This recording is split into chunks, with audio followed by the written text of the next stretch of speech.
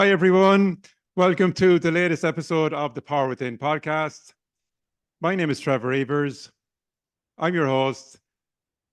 And this week we have a fantastic guest. His name is Jason O Callaghan. Jason is a world-renowned hypnotist and psychologist, specializing in hypnosis for both entertainment and motivational purposes.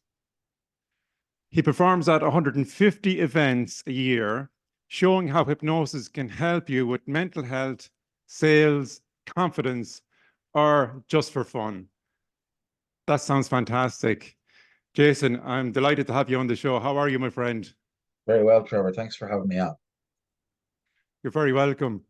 Now, I've just gone through a two-line bio. Would you like to give a little bit more about your story and how you started off and how you got into hypnosis? Yeah, definitely. So, my background is I used to be a journalist for a decade with the Sunday Independent, mostly until 2006. And then I left journalism and sort of wandered around for a while and then back to college to do psychology. And I had no interest or knowledge of hypnosis at that stage, apart from obviously the Darren Brown, Keith Barry stuff that everyone sees on TV. And my goal was to Yeah. become a clinical psychologist. So I was doing an honors degree in college for 3 years, and then on the road to trying to get into clinical psychology, I was doing night courses. So I think my first year I did counseling with Minute so I was in courses during the day and courses during the night. And then after the first year of college, I got my qualifications in counseling. Then I did a CBT course, my second year by night. While I was in college during the day, I did CBT at night and got my qualification there. And then the third year, I was talking to someone, and I think Helen Golden, Paul Golden's wife, is a pal.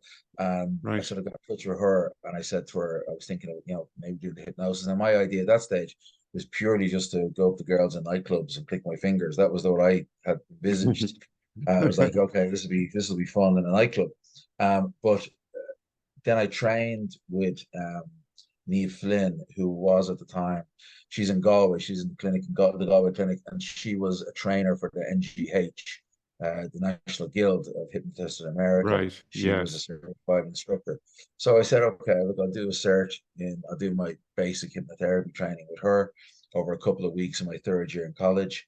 And I just, what struck me was the difference, obviously, with clinical and stage. Um, I hadn't done any stage hypnosis at this stage. In fact, I was in a wedding band thing. I used to produce the Irish Rat Pack, and I used to do that at weddings and shows for years as well. That's how I paid my way through college.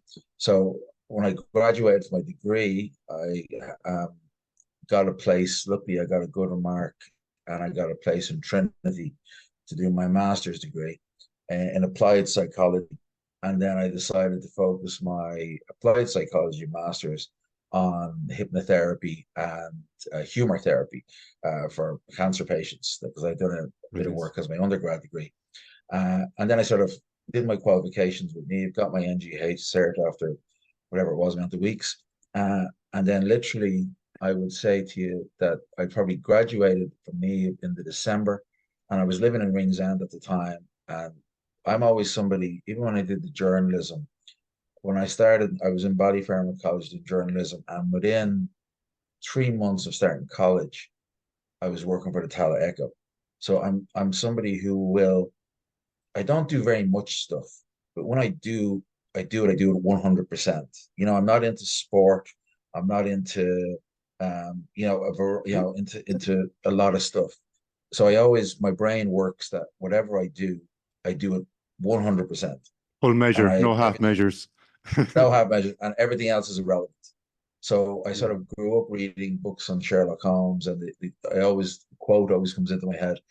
Two things about Sherlock Holmes: when you read the opening to Sherlock Holmes, it describes Sir Arthur Conan Doyle, and it says Sir Arthur Conan Doyle was, during his lifetime, a doctor and a writer or whatever.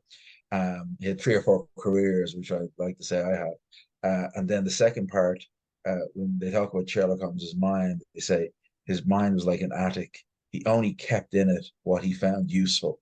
He discarded everything else. So, in the case of Right. Sherlock Holmes, he had, he knew about detection, and would it be types of tobacco or footprints or whatever he used to solve his crimes, but everything else was irrelevant to him. So I'm very like that. When I was I was a gossip columnist as a journalist, and I graduated in '98 from Ballyfermot, and I was already working for two or three newspapers, two or three radio stations. And within a year of graduating from college, I was the most read newspaper columnist in the whole country. I took over the back page of the Sunday Independent from Terry Keane. Those of us of a certain age will remember Terry Keane, who was the famous gossip columnist. So that was '99. So literally, I was out of college less than a year, and I was already had the biggest platform in the country. And then when I left journalism, I sort of said I was heading towards clinical psychology, and I tried to get into Trinity once or twice, and it just wasn't going to happen for me. I was too old. I haven't got the academic side of things to do the research. So the hypnotherapy came along, and I just kind of, what happened was, it was the gastric band hypnotherapy, which I still do to this day. When we were doing the training, Neve brought in one or two guys who are already hypnotists, and she talked about a script for gastric band hypnotherapy, and whatever it was with that one script, that one idea, it was like a nugget of gold to me. And literally, the first thing I did is I started off in my front room. Luckily I had a little house in Ringsend, which was sort of kind of on the main road there. And what I did was, I was lucky enough, I lived on my own, so I was able to convert the sort of downstairs into an office, kind of looked like a little cottage. And I started Groupon, and I contacted Groupon and said, I'll do hypnotherapy, gastric band. Started doing sessions, like for probably getting a tenner per session or something like that to start off. Yeah. And continue doing all the other stuff. And then one guy, his name was Keith Devlin, I always remember him, he's a great guy from Crumlin. He did the Groupon thing, and he lost 6 stone.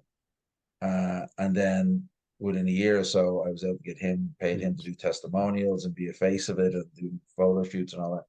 And that's really where it started for me, at that stage, I hadn't even done any stuff. I was still doing the band. I was doing the clinic, very low end. I was trying to figure out how to market it and advertise it.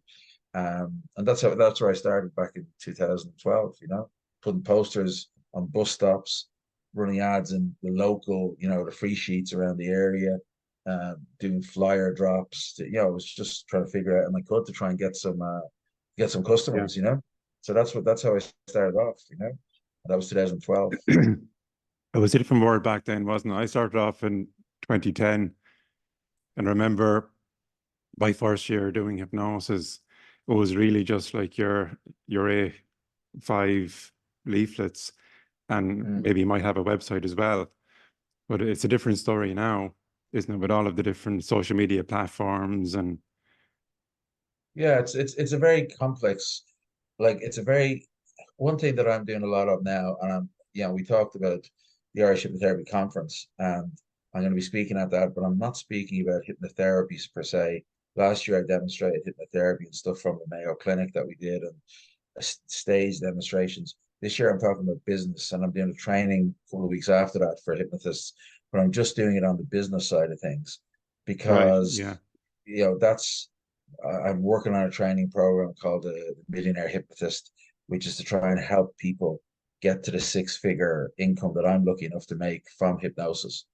And I find that, everyone does trainings, whether it's Freddie doing the Swan or, doing this or doing that and the other. There's so many good trainings, but no one's teaching you about how to make money and on the business side of things. So John Scanlon and myself would often talk about it when we talk about the conference.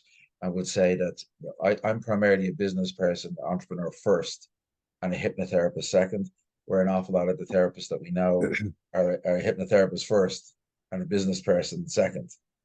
And that's not really the way to go, because without sales, you have no business. Sure. So that's my sort of way of looking at things, Sure. And, I'd be one of those hypnotists that would be the other way around. I'd be focusing on, like, I love the work that I'm doing here when I get my clients in the office. Yeah. But going out and pushing myself out there day after day and doing all the marketing and sales stuff that you're referring to can be at times a challenge for me. So I'll be definitely watching what you're doing, and definitely it's something learn that's a very few important. tips and tricks. Yeah, it's we can all hypnotize people, and the way you run your business and your business model is really more important, because you can be your best hypnotist in the world sitting in an empty room with no clients, and that's as much as, Yeah. unfortunately, and I get into trouble for saying things like this, but I say it anyway.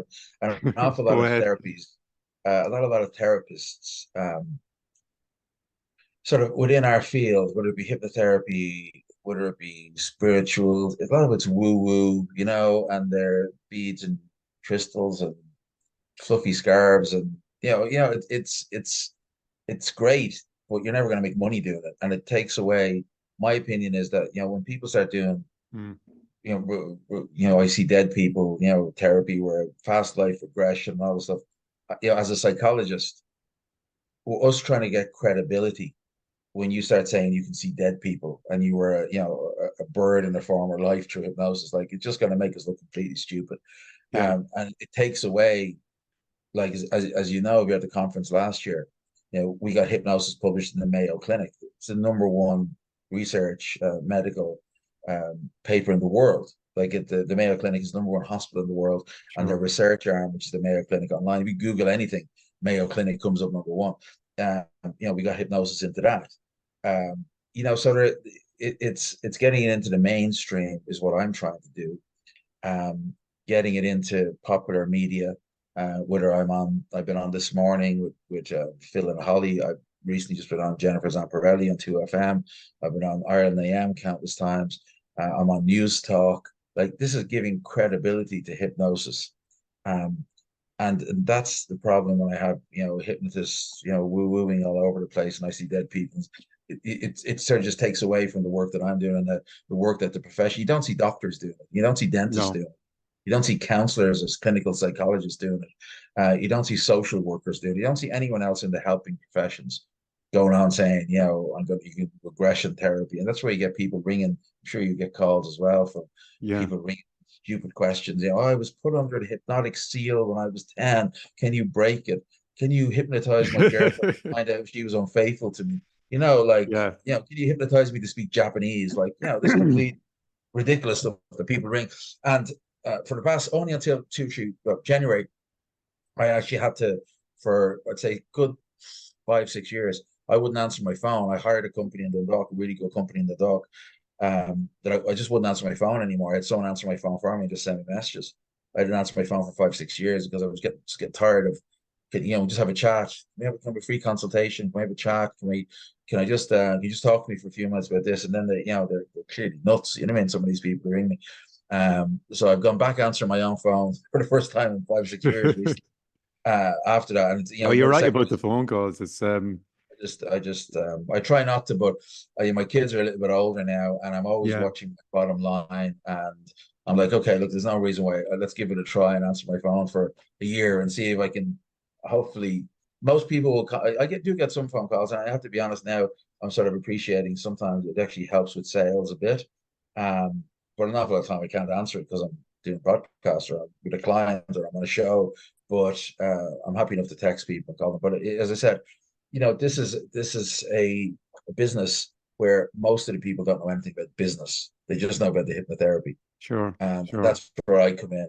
Sort of, I would sort of say that my main sort of my main talent is the marketing and is the sure, publicity and is the practicality of how to make very good income out of it. Because, believe it or not, I'd be lucky enough, again, I'm very close to a lot of the top hypnotists in the world. I've performed in St. Louis at the Heartland Conference. I've been at Hypnothoughts in Las Vegas. I've been to the NGH in Boston. Um, I've been at all these places and I'm friends with sort of the top guys from Anthony Gailey to Richard Barker. These are the top guys in the world, to Justin Trance.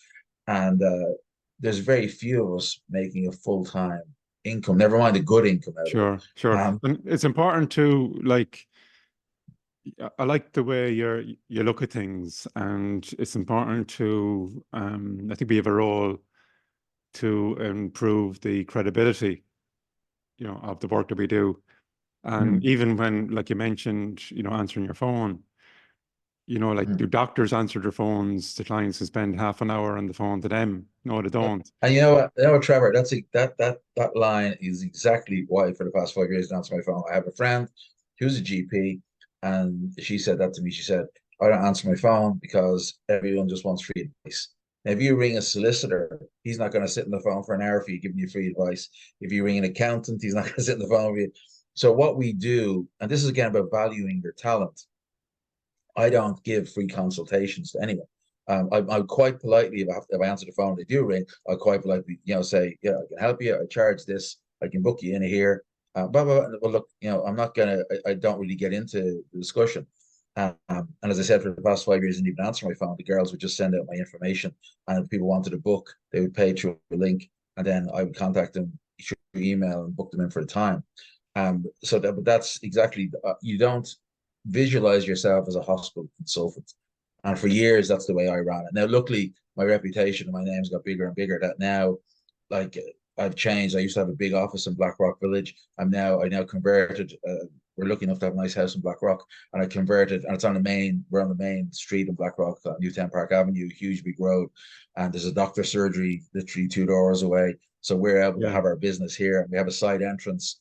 So we have a separate entrance to the clinic here. So, as I said, for me, it's about the business. I got rid of the rent that I was paying. It was $6,000 a year. I got rid of the rates I was paying. That was 1,200 a year. I got rid of my Wi-Fi, because I have Wi-Fi in the house. I get rid of my, all the extra bills. And now I just got rid of the girls answering the phone. So I'm always about the bottom line. I'm always about, I can make great money, but it's kind of pointless if I'm spending it all straight away, And Sure. this is a rookie mistake that people make when they and I was talking to John about this actually recently, because a lot of the time, because I know you're in Waterford, but an Mm. awful lot of the time, the first thing hypnotists will say to me, because I charge probably 50% more than anyone else. And John said, and people say, oh, yeah, but I'm based in Carlow. I can't charge that money. And I say, well, you don't have to be based in Carlow. During COVID, when our offices have to close down because we weren't allowed to use them in COVID, we hadn't bought this house yet. I rented a meeting room, and this is how I started my business back in what would have been the original Berkeley Court Hotel. I rented a meeting room, like a boardroom, and I ran my clinic out of there. In fact, when I had the Berkeley Court after the crash of '08 in 2012, for a year, I rented a beautiful boardroom on the ground floor of the Berkeley Court Hotel for 750 quid a month, and I had parking. I had 50% off any food in the hotel. I had a receptionist. I had Very waiting good. area. I had beautiful oak paneled office, and I put my desk in there. And I ran for a year my clinic. The D4 clinic ran out of, and then during COVID, I did the same in the Royal Marine. And then after the Royal Marine, I did it in the Clayton Hotel in Ballsbridge. And I just rented a meeting room, a boardroom, and I asked them to put in a few chairs, and I ran my clinic from there. So like, there's no reason why, if you're in a rural area or a low population area, that you can't open a clinic in Dublin or Limerick or Cork or Galway or Waterford. You can do it that way. There's different ways to skin a cat, and people kind of think the big mistake people make when they start this business or any business is they start looking for a big office with a waiting area and business cards and this and this and this and this. They have all their money spent and they've no customers coming in. Yeah. Yeah, absolutely. And look, the way you're setting yourself up as well means that you're getting the right kind of clients in. Yeah, You yeah, know, yeah. But um, one that's thing something on that I've that, battled with over the years. That every so often, like as we know, people need to be at the threshold to make a change, especially when it comes to something like quit smoking. yeah. And a lot of the phone calls that I get, people kind of wasting your time, that eventually after 50 minutes you realize, they're nowhere near ready to Well, stop. I'm gonna tell you the secret to that. Again, from someone who's made the mistakes, because we back again probably, I'm gonna say to you, 2014, 15, around then, I ran TV ads on TV3. Um, Yeah. and got a lot of money, a lot of calls. I was spending. I think I did a really good deal, because it was again after the crash. I got a really good deal. I think I was spending $5,000 a month on TV ads. I was getting a lot of TV ads. You wouldn't get out like that now. You get one ad for that now, but I was getting a lot of ads on TV3. And what I found, I was getting like people coming in. One guy came in. I always remember one guy came in. I was in the Berkeley Court, so it must have been 2012, 2013. And one guy came in, and like, he was mentally ill. You know what I mean? He was coming in flip-flops type of thing. You know what I mean? And you're kind of going, this guy didn't even know what we did. You know what I mean? He kind of just thought about, So one thing I changed, I probably changed it in 2019. And it's if any hypnotist or counselor or therapist or anyone, it doesn't matter what you do. If you work for yourself and you're selling your time, the one thing I've learned, and it's what I would say to you is a light bulb moment again. Mm. There's two or three of them I can talk about, but this was really a light bulb moment. From the 1st of January, maybe 2019 or 2020, I refuse to take any booking unless it's paid in full in advance. And that has really, that's changed my business model on its head completely, especially with smokers. Can I book in next Wednesday at 7 o'clock? And my kids were young at the time. My wife was working in the hospital. So I would work in the evenings and Saturdays, because I would do the kids stuff.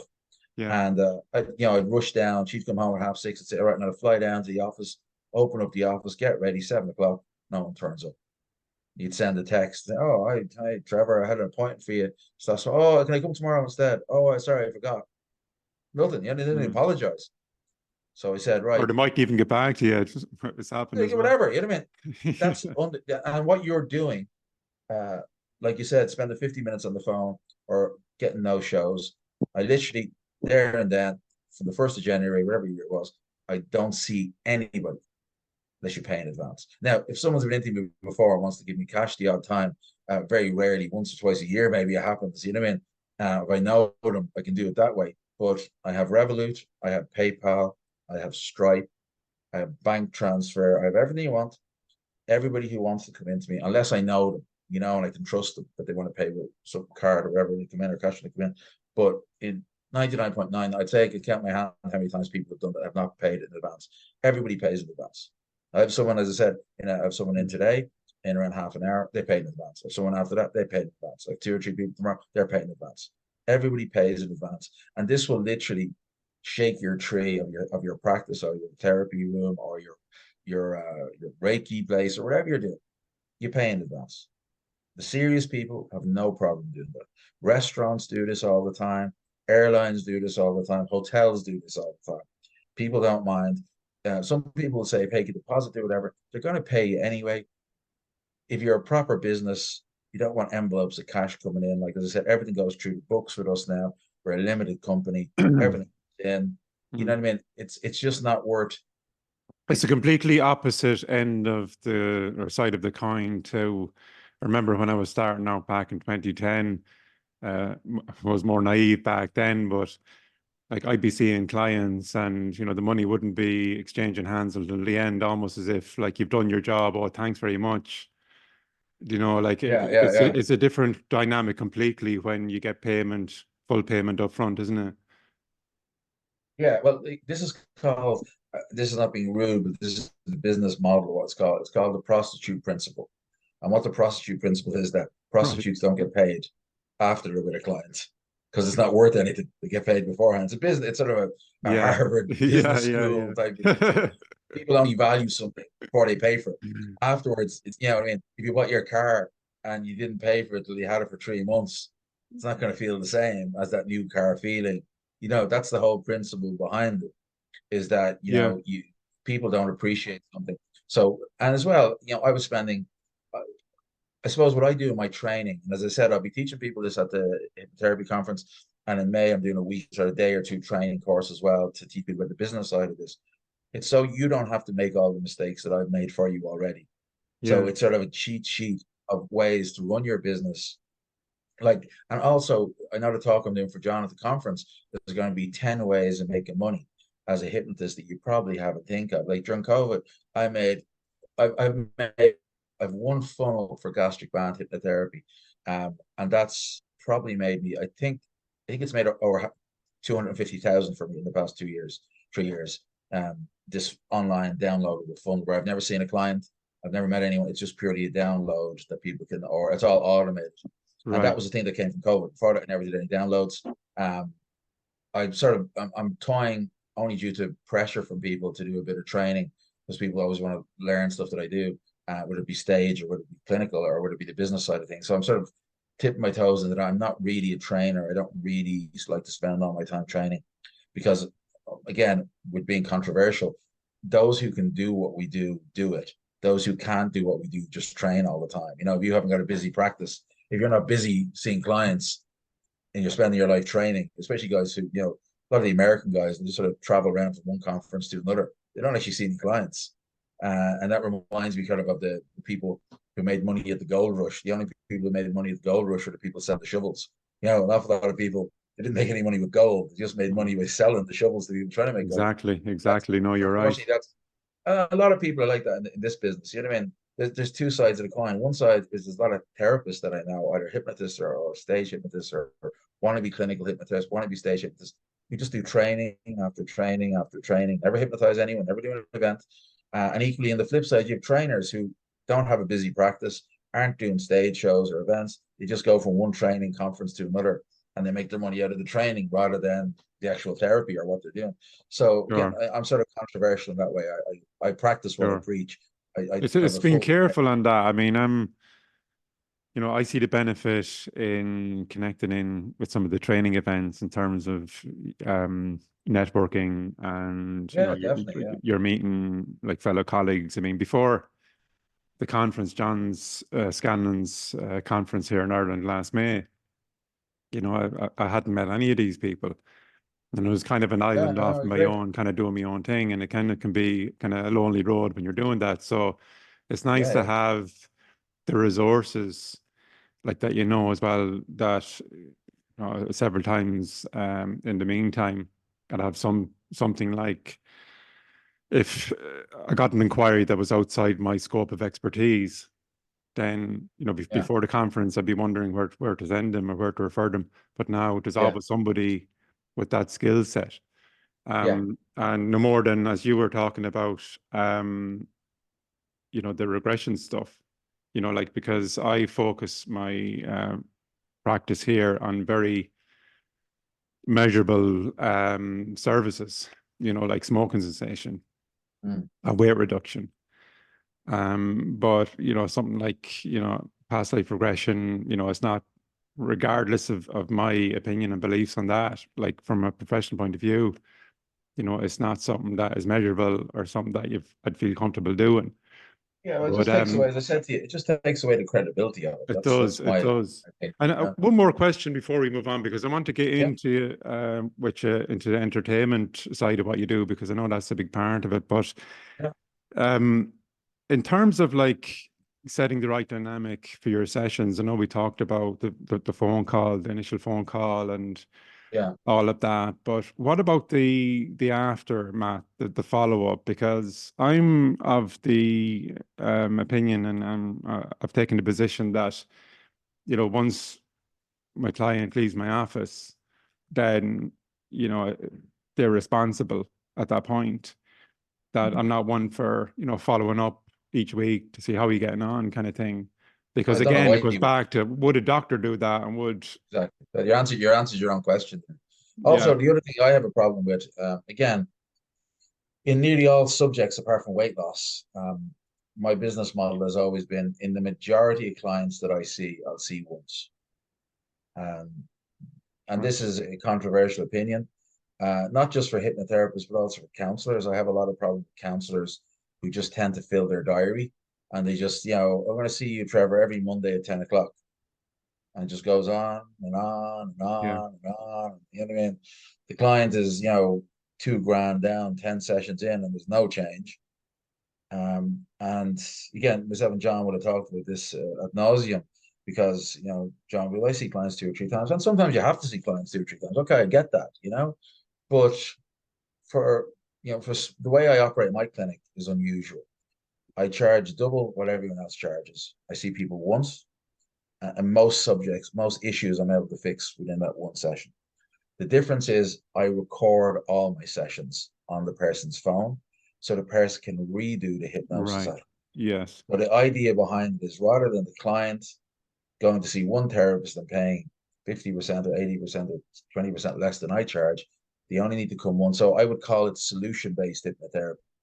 You will know after one session, and by this, I would sort of prescribe and listen to it daily, maybe for a month, and see if it helps.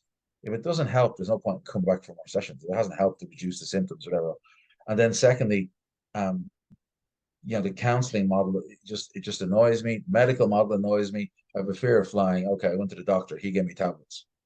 That didn't solve the problem, made people more anxious. They're now anxious with a fear of flying, so they're twice as worse. The other thing is the counselors. I went to see a counselor for 6 months. I hear this every day. I went to see a counselor 6 months. It was lovely. She's a lovely girl. Didn't make a difference to my therapy. Didn't help me with my problem. I still have a fear of flying. Whereas, the way I do things, I find that come in, let's try and fix it. We record it, you redo it at home, and if it works, please God, it works. But I've never been someone to just fill my diary. I could easily make more money probably by just saying to people, we'll book you in every week or every month for months and months and months. But I wouldn't be able to face myself in the mirror knowing I wasn't able to help people. I just think that's sort of a bit car salesman like, just fill your diary, book as many sessions as you can. If some people need, but fairness, some people who do certain therapies will need people to come in. And obviously for weight loss, I'll book people in. But my weight loss program has been the same for 10 years. It's unlimited sessions, but it's based on results.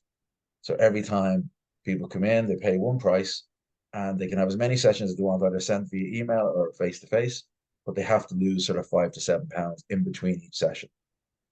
And then with smoking, I charge one price, again, very high price, but it's unlimited sessions for smokers. Come in as many times as you want.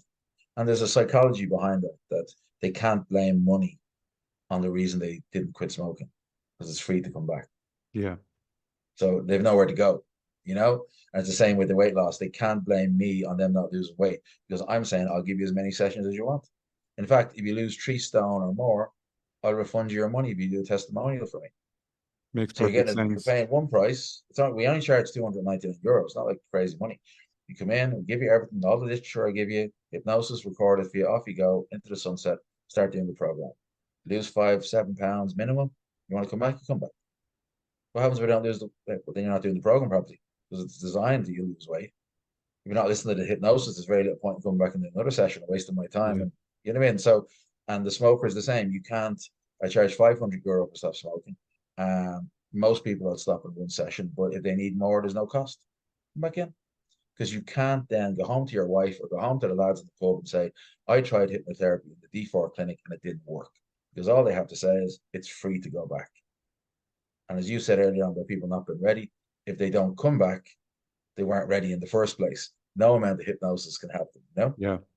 Yeah, exactly. No, it's a great point. So Jason, I know, like, as I mentioned already, we met at the Irish Hypnotherapy Conference last May when I know Yeah. you'd done your talk, but it was very much kind of like a very entertaining type Yeah. of talk that you Yeah. showed the Yeah. way you work kind of on a Yeah. stage and on for entertainment purposes, like, and Yeah. had some laugh out of it. Yeah. How did you get into that side of it? And can you maybe talk a little bit about that end of the work that you do? Yeah. Yeah. As I said, when I was a journalist, I founded a show called the Irish Rat Pack. And it originally started off as a charity thing, and then we moved into the Olympia, and then we moved into Vicar Street. But the problem was with Vicar Street and so on, we'd only do 2 gigs a year. What are you going to do the rest of the time? So I got into the wedding circuit as a wedding band, and I was very successful for 10 years doing that. Plus, and it led me to go back to college, and so, as I mentioned, so on. But when the recession hit again, 2008, 2009, the wedding market kind of dried up, and also because the building market dried up, everyone who owned a guitar went back into the wedding band business. There was lads going, I'm not Yeah, plumbing yeah, anymore, so now I need to. yeah. So they would have, and they sort of, what's the right word? They sort of diluted down the market so much so it wasn't, there was lads going out for 100 quid a night to do a wedding. Yeah, yeah, You yeah. couldn't. We were making a couple of thousand. So I started in my clinic. Actually, I started in between clients. We'd have a client, maybe this is before I started pre-charging. I have a client at 10 in the morning and someone else at 12. So I have an hour in between or whatever happens. And so I started watching YouTube videos, and I sort of said, how can I bridge the gap between my wedding experience with the band and my clinical hypnotherapy stuff, And I done a couple of trainings, bits and pieces, and I realized that what I could do is I could learn how to do the stage hypnosis and create this new monster called the wedding hypnotist, which would take my hypnosis skills. And they're completely separate things. Most, my day-to-day life, there's 2 different websites and everything. Right. And Okay.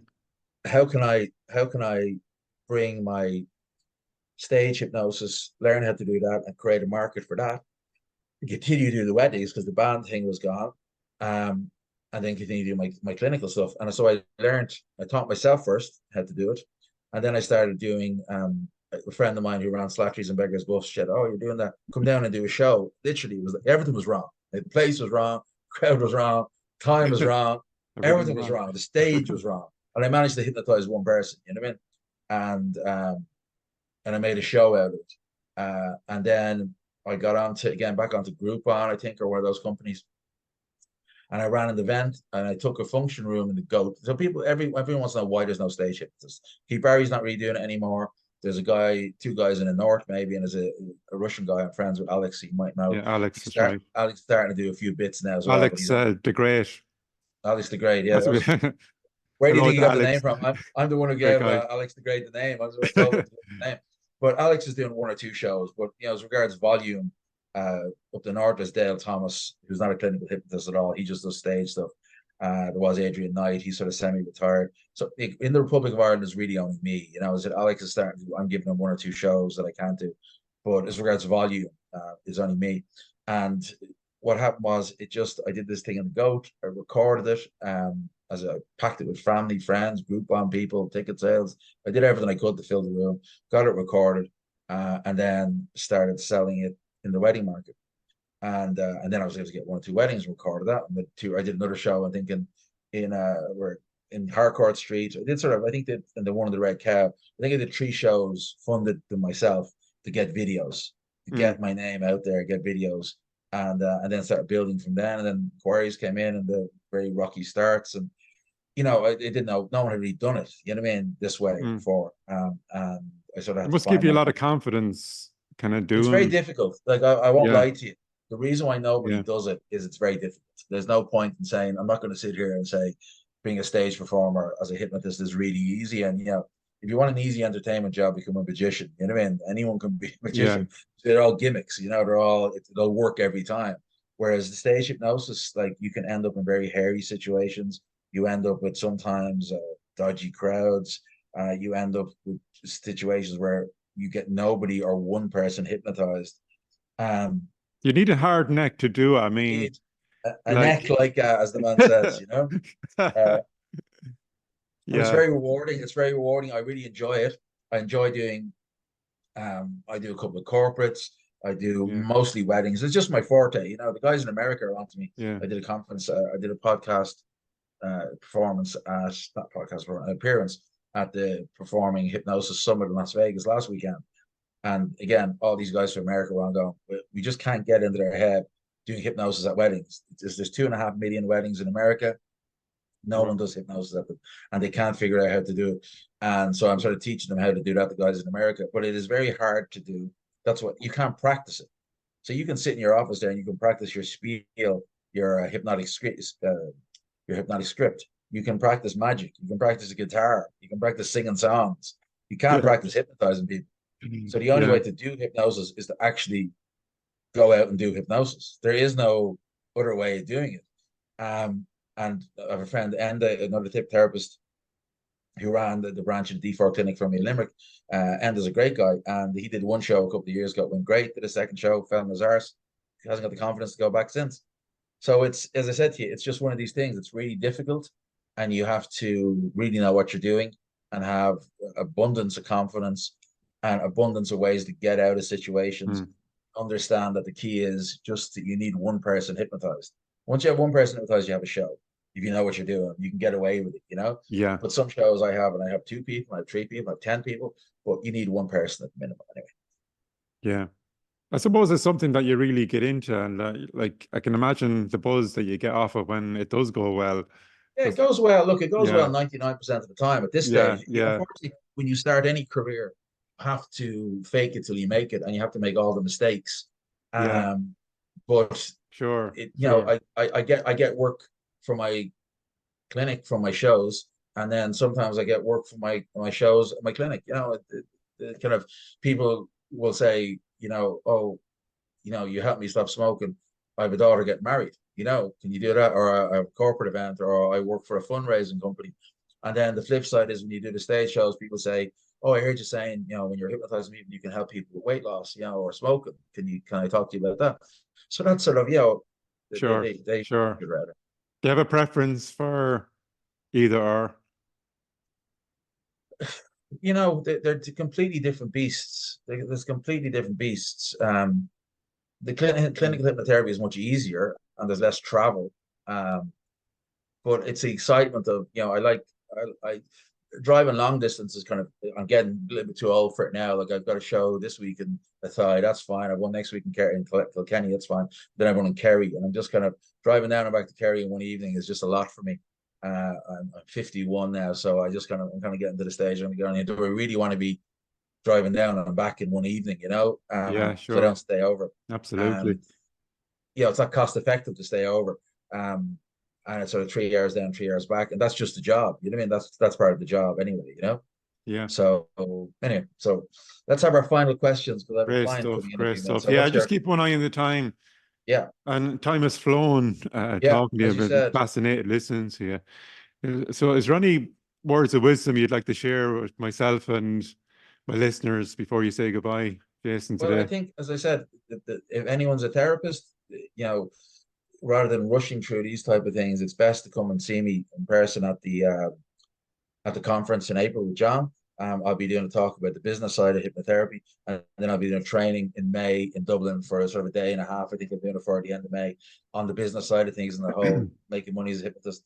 But I think just to value your profession as a job, and you know whatever way you're doing it, start running it like a business, not the woo woo stuff, and you know treat yourself with respect. You know what I mean? Get people to pay in advance. Get people to stick to appointments. You know, sort of be honest with what you do. You know, do the best you can do. If you can help someone, help them. If you can't, you can't. That's the way it is. Like there's a huge market out there of therapy stuff that I don't do. So you gotta do the day-to-day stuff. As I said, the weight loss, the smoking, the phobias, anxiety, insomnia. But I don't go near the women's stuff. The hypnobirthing is a huge market in that. There's a huge market in fertility. There's a huge market for public conferences and things that I don't do any of that type of stuff. Schools, there's a online, like the list goes on of markets that haven't been remotely touched by the hypnotherapy or the therapy community. And I think there's a sort of there's a golden nugget in everything that we do. You just have to find the one for you. And whether it's coming to my training or going to different conferences, when you go to the trainings, what I find is that and Ivan, who's a hypnotherapist at Kilkenny, told me this years ago. He said that you always get a nugget of information at each training. You know, you may not find everything interesting, but you get a nugget of information at each training. Sure, sure, So I'll let you absolutely. go on that because I Great have more stuff. clients coming in now. Jason, thanks very much My for your pleasure. time Thank today. I you really very much for appreciate it. having And me. thanks for coming on. My We pleasure. see you Talk to all you going well. soon. We see you at the conference in Yeah, April, isn't it? that's it. In Dublin, John That's it. Scanlon's conference. I Look after appreciate yourself, it. mate. Keep up the great work, and so we'll be in touch. Thank you. Bye bye. Bye bye. Bye. See you, Jason. So there we go, folks. That was Jason O Callaghan. What a great hypnotist and an amazing guy. He's doing so much great work out there, both in his clinic and doing the entertainment part of it as well, which I know is not easy to do, believe me. So time has come again to say goodbye for now. My name is Trevor Evers. I'm your host. This is the Power Within podcast. And until next time, be good to yourselves, be good to each other, and we'll see you on the next episode of the podcast. Take care, folks.